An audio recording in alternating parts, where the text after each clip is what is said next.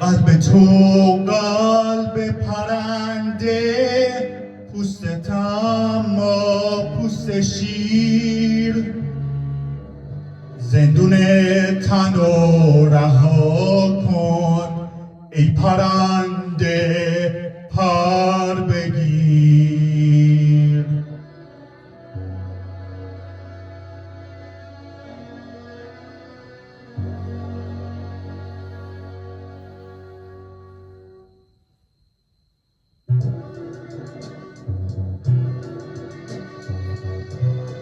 اونور جنگل تن سبز، پشت دشت سر به دامن، اونور روزای تاریک، پشت این شبای روشن، برای باور بودن جایی شاید باشه، شاید برای لمس تن عشق کسی باید باشه، باید که سر خستگیاتو به روی سینه بگیره، برای دلواپسی‌هات واسه سادگیت بمیره.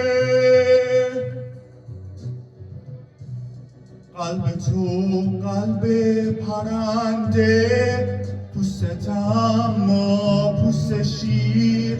زندون تن و رها کن ای پرنده، پر بگیر.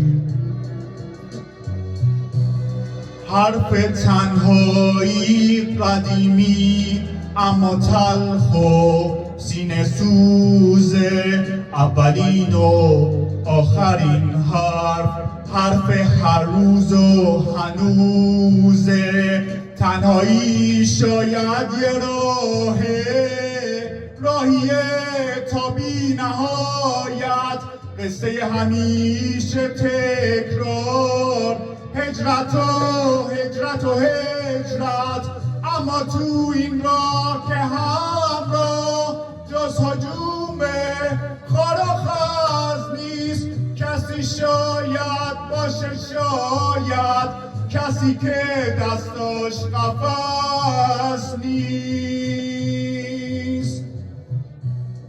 قلب تو قلب پرنده، پوستت اما پوست شیر.